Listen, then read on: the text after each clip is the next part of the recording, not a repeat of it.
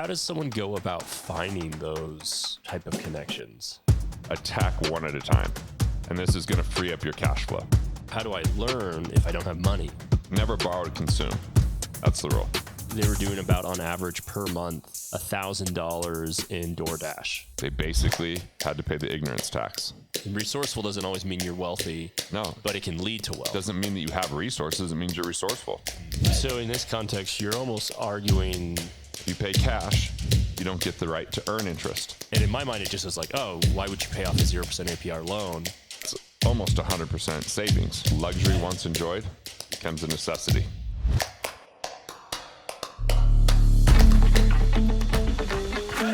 Okay, Garrett, what are some money tricks? Simple ones that people can implement that you feel like are often overlooked. All right, I'm going to look at the very first one. It's so easy. And you just go to this website, missingmoney.com. Okay. Okay. So at missingmoney.com, what you'll find is maybe you moved. Maybe you changed careers. Maybe you just moved buildings or you moved houses. And then a check didn't get to you and it became state property. Oh. And so you can just go to that website and it'll show you, and then you could reclaim your money. Really? So yeah, it's super simple. Try to do it every now and again. And I used to do it like once a year. Hey, did you usually find stuff each year? Yeah, I found thousands of dollars over time. Do you have any stories from like people you've worked with who tried that? Yeah, I've a ton of people that will just tell people about it quite often. Like I'll do a webinar and sometimes I'll just throw it in the webinar as a, oh, by the way. And then in the chat, people are like, oh my God, there's like 5 checks here for me. All right. Number 2, it's really cash recovery. And the way that we do this with cash recovery is to plug leaks. Okay. Okay. So there's different ways to plug leaks. Let's start with the first one being interest. A lot of people just overpay interest by substantial amounts of money. So let's look at the process before you try to save interest. I call this the 4 C's. Okay. So the first C is you want to improve your credit score. Okay.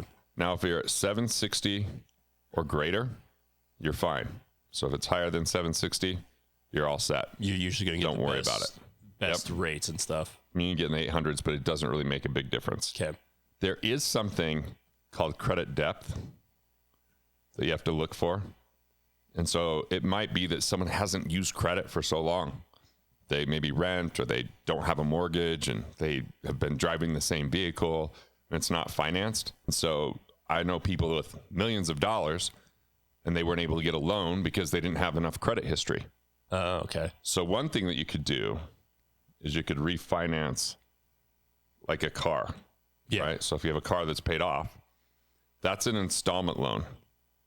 And installment loans are actually helpful for your credit if you're paying them on time, that is. Yeah. Because they're not revolving, so you can't just go get more the next day. It's fixed. There's a fixed period of time. And so you could even get it, make a few payments and pay it off. You don't have to keep that for a long period of time, but that could be helpful with credit depth. And for context, that's different than a title loan, right? Yeah, I mean, we're just basically saying, hey, you have a car, you don't have a loan against it. When you get that loan and there's collateral, because really the second C here, the second C is collateral. Yeah. So when you have collateral, you usually get better interest rates, right? A credit card is typically a higher interest rate unless it's some introductory interest rate that might be like 0% for a period of time. So collateral, like a home loan, is often cheaper than a credit card, or car loan is cheaper than, you know, another non-collateralized loan, like a signature loan, or when people get loaned for like, you know, furniture or something like that that might be depreciating. So collateral could be super helpful. Gotcha. Yeah, because I remember when I first heard about the kind of refinancing a car, I'd looked into it, and there was tons of people who were doing title loans, which were like 400%, interest rates. But and then I learned this is that going to a bank or a credit union.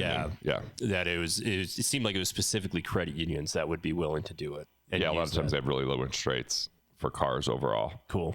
The third thing that you're going to do is you want a good cash flow reporting, right? FLOW, cash flow reporting. if you're getting a mortgage and you don't have your financial house in order, it gets really hard to get that loan. So just being in order with your balance sheet, as an example, which is just a snapshot of your assets versus your liabilities, and your income statement. Okay. Right? The income statement is your income versus your expenses, sometimes referred to as profit and loss. Gotcha. So that's helpful, even just having something called seasoned money. So seasoned money is money that's in an account that's been there for like 3 months or greater. Right? And then what happens is when you go to get a loan, they're like, oh, look, you've got cash that's available. Gotcha. So you're saying, so when you go to get a loan, having these things in order help you to obtain that loan. Right. And could even help you get better interest rates because you're seen as a good borrower. Gotcha. And they're just looking for, you had this cash that was sitting there, without getting drawn from for a long time. Right. And then just having the right connections.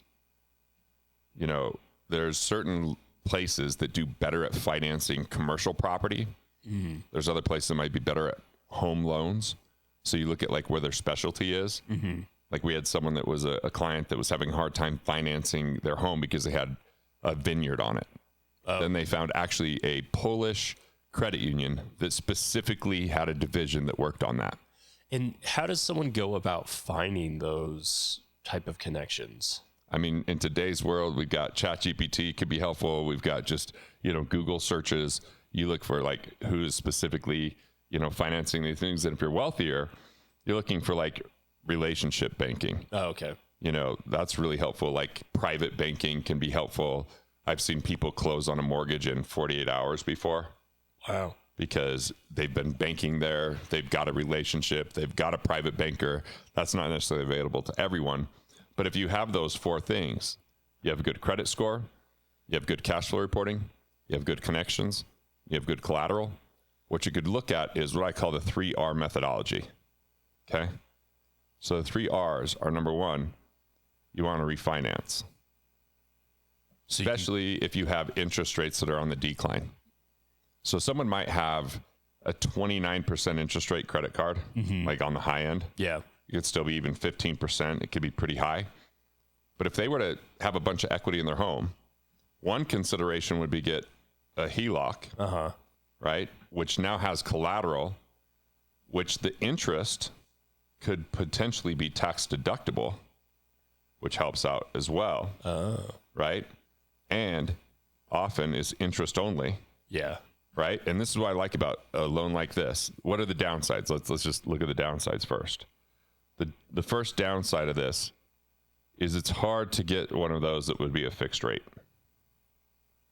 Okay. So where a first mortgage, often you're getting a fixed rate. Some people do adjustable. I don't really recommend it because interest rates can go up and that could really impact your cash flow. Yeah. And so you often can't have that fixed rate with a HELOC. But let's say the HELOC is like 8%, right? That's a much better deal than 15 to 29%. Yeah. And credit cards are not tax deductible, right? You get no tax benefit, where this could be So the tax interest that you advantaged. pay on it could be tax So it could feel more like 6% or even 5%. But here's what's also nice about a HELOC. If I start to pay down a HELOC, I start to pay that down, my payment lowers because it's not amortized. Oh, okay. So refinance is the first of the 3 R's, right?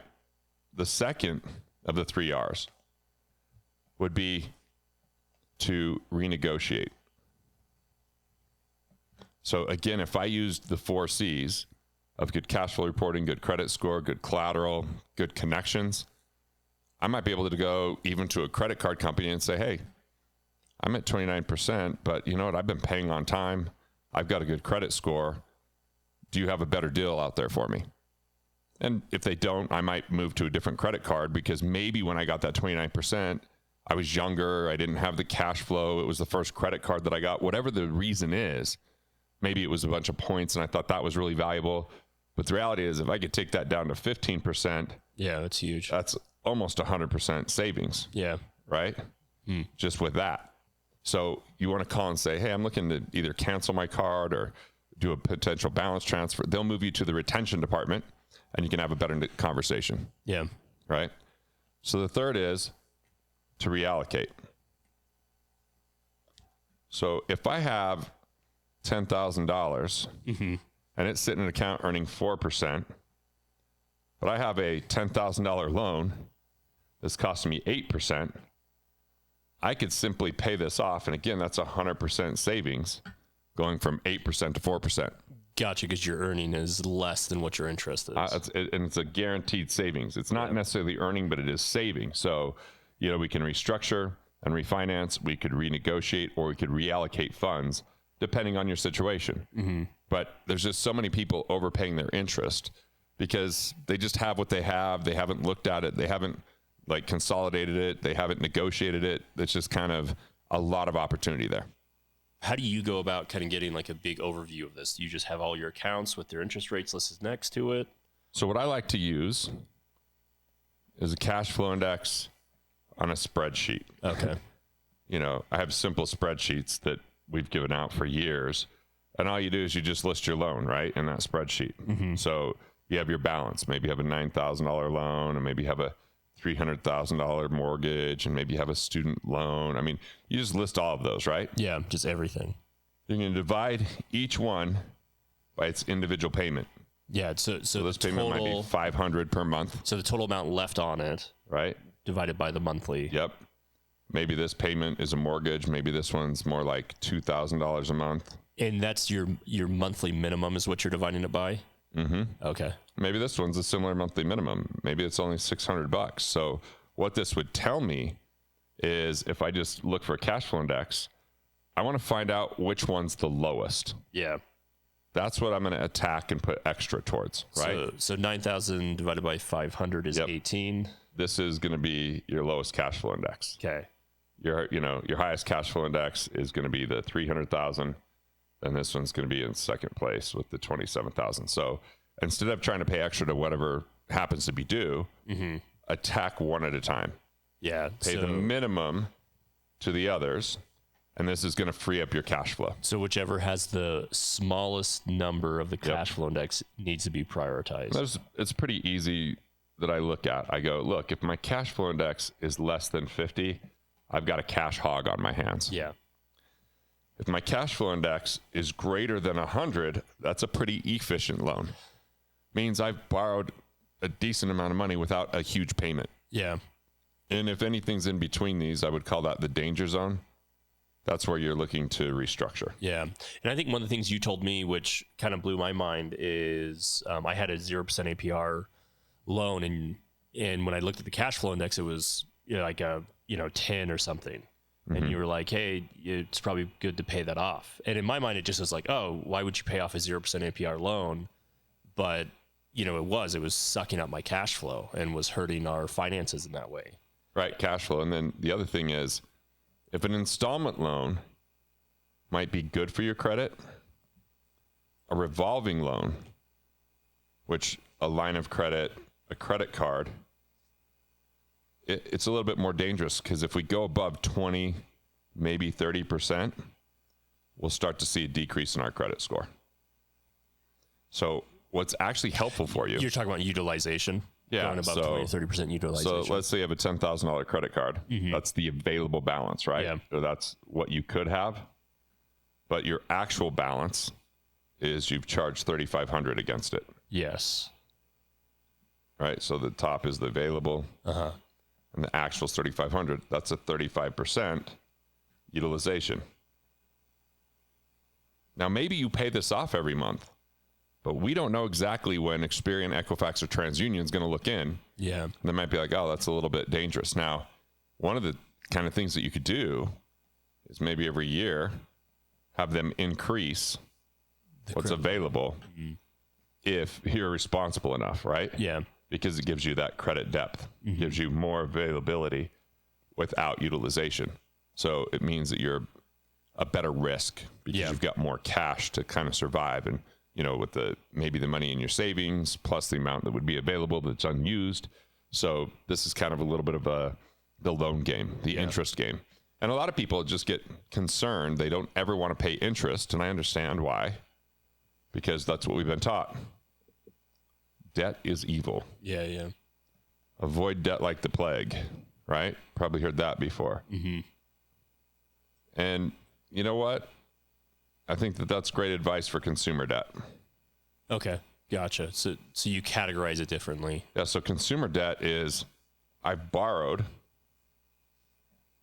but I don't really have an asset attached to that. So like or I have a depreciating asset, right? A video game console or something like that. Right. Something that I buy and I couldn't really sell it for what I bought it for. It's going down in value, not up. Maybe it's even just a trip, right? So the trip's a great memory, but there's nothing that I could sell afterwards. Mm-hmm. So never borrow to consume. That's the rule. Gotcha. So like an example of like a family trip, your Pay recommendation would be, pay cash. Okay. Yep. Save and pay cash. That's the key. So you're not against purchasing things for consumption. I think that, look, expenses are good, but it all depends on the context. Okay. Right? Yeah. So let's just imagine I have a bunch of money Mm-hmm.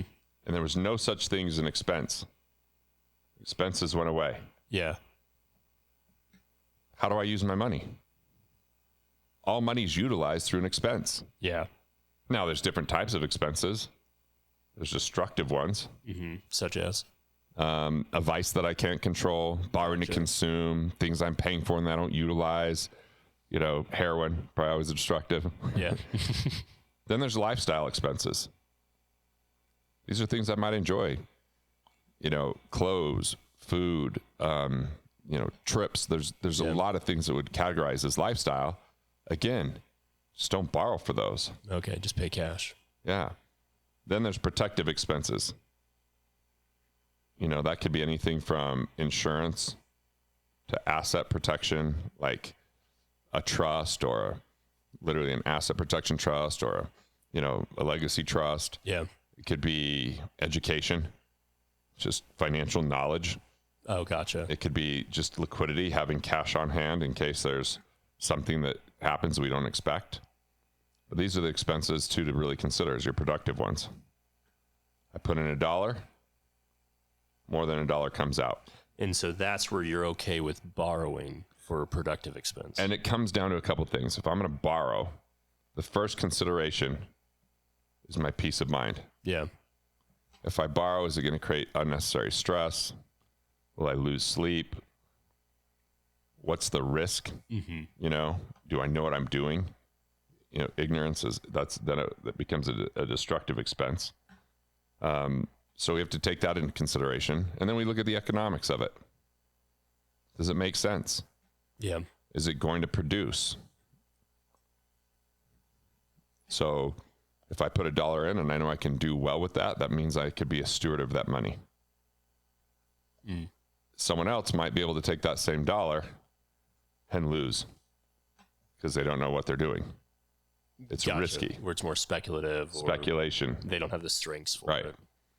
So we have to be careful about that. Gotcha. Okay. Some people say always borrow. Other people say never borrow. I'm like, it always depends. Depends on the person and the situation. Yeah.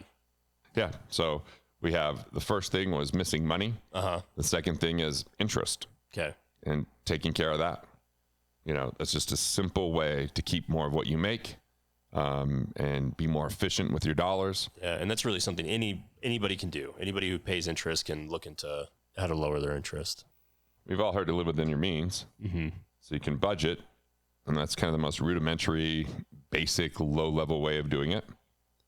Be more efficient would be a better way to do it. Uh-huh. Keep more of what you make, save on interest, save on tax, save on, improper design with insurance, and then expand your means, add more value, be more valuable. Yeah. Right. But most people only think about this first one and they neglect the things that are actually more powerful. Gotcha. So third one, to me, we transition to cash flow instead of savings. Okay. Like savings are good for, a peace of mind fund. Mm-hmm. Savings are good for an opportunity fund. Savings are good for, just unexpected things. Yeah, just so you have it immediately on hand. But what it's not good for is storing money because of inflation. It's losing value all the time. Mm-hmm.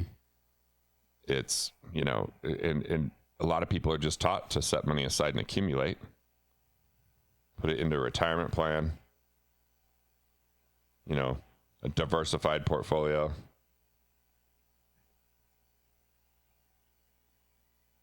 I think the key is economic independence.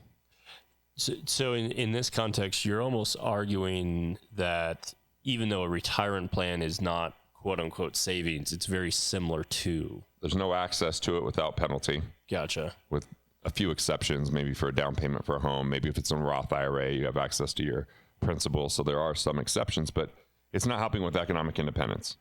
Gotcha. It's creating zero cash flow.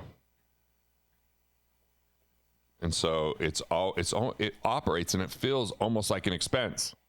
I make my money, 90% goes to life and all that kind of stuff.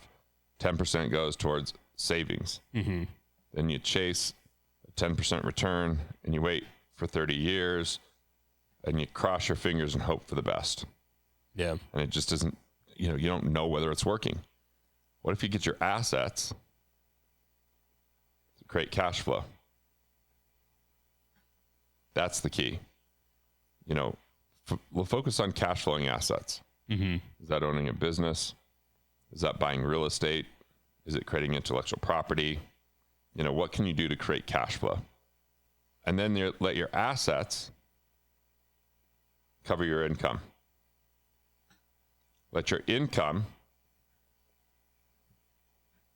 grow your assets.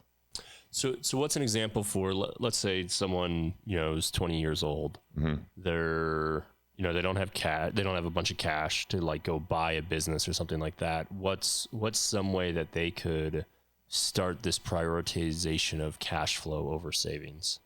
Skills. They've got to increase their skills. They've got to become a better investor.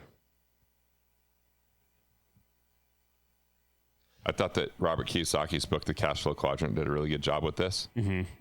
It basically said that there's, business owners and investors over here, and there's basically, people that work at W-2 or, have kind of a solo business that can't operate without them on the left side of this quadrant. But these things can create cash flow when you're not around. Oh, okay. So you move more towards this side of the quadrant than stay stuck in, okay, I make money, I take a small percentage of that money to save, and I live on the rest. And then I wait for 30 years to see if it works out. And often it's just a problem because there's tax implications, there's inflation that's impacting people, there's interest rate fluctuations, there's over-reliance in the market. And so it takes extra effort. I'm going to be honest.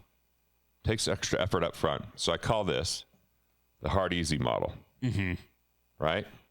Do the hard work and develop the skills now. Attend events. Find mentors.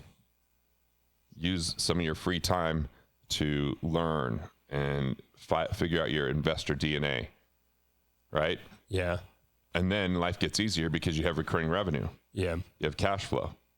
Yeah. Right? I think Jordan Peterson often puts it as you always have to pay the consequences. So you either pay the consequences up front or in the end. Well, there you get a lot of people live easy hard. Mm-hmm. Easy, I don't have the time. I don't know what to do. I'm just going to set money aside. I'm going to automate everything and hope for the best. I'm going to lock my money away. I'm going to be a diversified portfolio in the market. There's so many people that try to teach this. They'll say to budget. They'll say, pay off your home or don't buy a home and only rent. And it's all about reducing life and reducing expense. Yeah. Right? And then waiting. The harder thing to do is actually learn, grow, invest, be active up front so you have more passive income later. Yeah. It's just involvement. You know, and I think some people would argue like, oh, how do I learn if I don't have money, right? Well, you learn, like when I was young, I just went and I said, how can I help you? How can I support you? Can I learn from you? You find successful people and you learn from them by adding value to their life. Yeah. Even if we don't have money, we can find ways to add value. You know, when I was in high school, Steve and Cindy Gilbert they donated a lot of money to the university I ended up going to, and there's this thing called Governor's Honors Academy. And Governor's Honors Academy, it was a 10-day event. We met senators, we met scientists, we met entrepreneurs, you know, and they were some of the entrepreneurs we met. And they said, even if you don't have a lot of money, you could donate your time in order to increase your knowledge. And I took that to heart. And so from the time I was 19 to the time I was 24, I just was learning. I was asking questions. I was being introduced to people all the time. Who do you know? I'd like to learn. What events are there? There was, you know, and in today's world, there's tons of digital programs. And there's even the video you're watching now that are next to free. Yeah. They just take time. Well, and even, you know, now you're not 20 years old. What are some examples of where you've still, you know, added value? Yeah. So this woman, Rose, is coming out with a book. And she wanted to know about book promotion.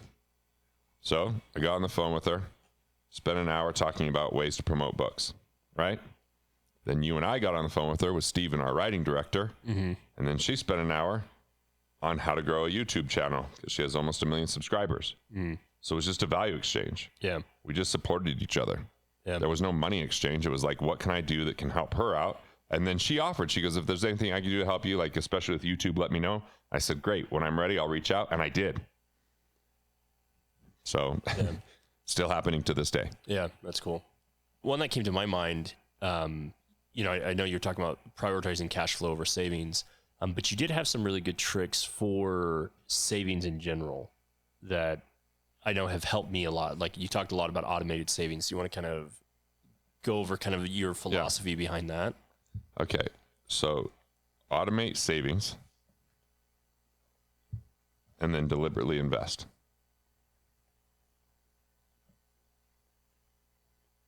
So what's happened in today's world is people are skipping the step. They're automatically investing with no savings. So here's an example. Yeah, gotcha. So they call it savings. Yeah. Hey, I take 10% out of my paycheck and it automatically goes to my 401k. 401k is not a savings plan. It's an investment plan. Yeah. Right? Has restrictions. Can't get to your money until 59 and a half. It's tax deferred, not tax free. People think it's tax free. It's not. You know, I guess if it's a Roth, it could be. It's got a whole bunch of fees associated with it. It's reliant mostly on a stock market they don't control, right? And we're seeing a lot of volatility in the stock market right now. It's creating a lot of concern. Yeah. So what's happened is they're not measuring progress. And here's the thing, when things aren't measured, it means they're not monitored. When they're not monitored, they're not managed. And when they're not managed, they're not maintained.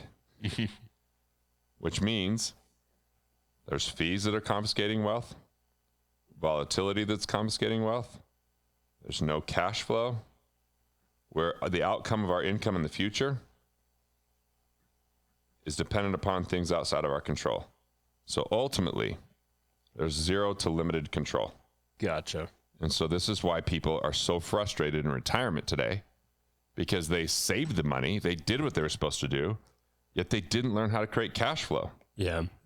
Now you said automate savings. Yep. What does that actually mean? So what I recommend is you find a bank that will do a sweep account. Okay. So every time you make a deposit, they'll take a percentage and they'll say 1% goes to this account, another percentage goes to this account automatically. Gotcha. And so you're taking this off the top and living off the rest. If you don't do that, you're battling something called Parkinson's law. Mm-hmm. Parkinson's law was originally a study of time and production, right?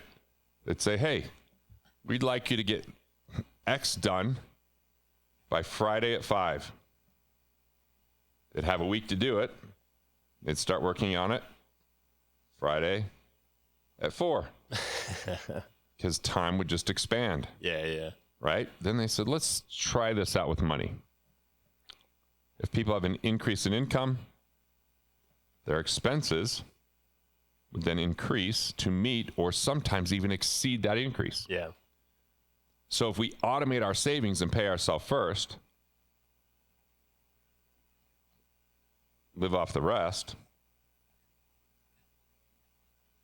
well, then we just don't have to go out of bounds. It means you'll naturally no more budget. Yeah, so you'll naturally live within that 85%. You just that's watch what's it. Available. So you don't have to shrink your way to wealth. You don't have to exhaust yourself. And look, for a business owner, here's the key. This happens in a business too, where they're making money and the business has an insatiable appetite and takes all the money. And I see too many business owners that don't pay themselves. So you've got to have some type of salary for the work that you do, plus a distribution schedule. Otherwise, the business will continue to gobble up the profits. Yeah. And what I love about these kind of like money tricks that you shared is they're all executable by anybody of any financial level. Right. It's not money dependent. Because we all have the chance to be resourceful. It's just, are you going to be resourceful? Resourceful people have to be willing to hear the word no and still go, still ask, find the next person. Yeah. And resourceful doesn't always mean you're wealthy. No. But it can lead to wealth. Doesn't mean that you have resources. It means you're resourceful. You ask better questions. You take time to learn. You find ways to add value to people's lives. You increase your own value. For you, how many people have you met with that you feel that they get stuck on, I don't have money, how do I get money? And then when you try to present to them the resourceful options, it just doesn't seem like a solution to them. Well, I call these the trump cards. The first one is, I don't have the money. Next one is, I don't have the time. But I've seen people with millions of dollars say they don't have the money because they compartmentalize. Yeah. They're like, well, I've got my savings here. I've got my 401k here. I got my, real estate here. And even though they might have money, they're afraid because they're so focused on growing this at the expense of their self. Yeah. And by trump card, you don't mean... Not Donald Trump, just like, it's like their excuse they've always used. They play that card and no one calls them out on it, right? Yeah. And they're kind of the great lies. I don't have the time. I don't have the money. Like, look, at the time where I had the least amount of money in my life, I had to get the most resourceful. Yeah. Like, to be able to get a gym pass and get a trainer, I worked on marketing for them. Oh, okay. And they're like, cool, we won't charge you. I was like, great. Yeah, we were resourceful. We put water in the shampoo bottles. We got stuff out of storage. We had more dinners with our family. We did our trips because someone offered a place that we could stay. Like, we just did the things to still continue to enjoy life, even though we didn't have the financial means at the moment.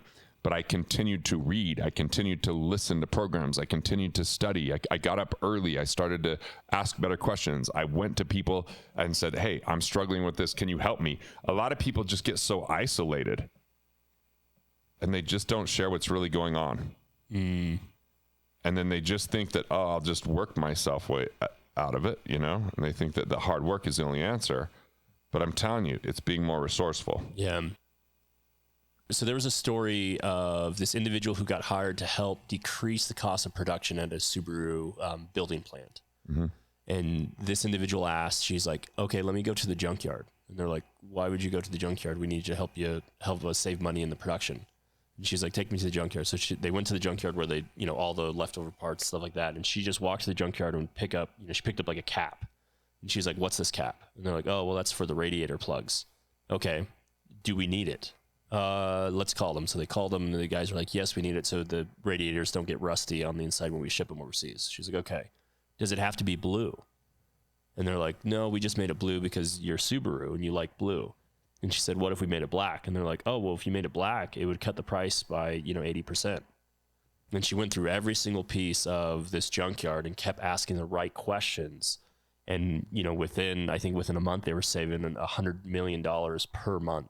Yeah, I sold my, I had like a pool table. Uh-huh. I sold that right on eBay. Yeah. I mean, we literally just went through our house and sold what we didn't need. Gotcha, stuff that you didn't use anymore. Yep, and it funded the next round of the business. Oh, okay. Right? So we made it a game. Yeah. Let's figure it out. And I remember the person who bought the pool table was super excited. Yeah. I used that to fund something that made a huge difference. Yeah, and they got to enjoy it more than probably they gave that pool table more love than it had been given in the past few years, right? So just find out how you can get to cash flow. Yeah. How can you add more value? What could you learn from what got you to where you were? What would you do differently? Who's making the same mistakes that you could help? Mm-hmm. Yeah. Right? That's the key.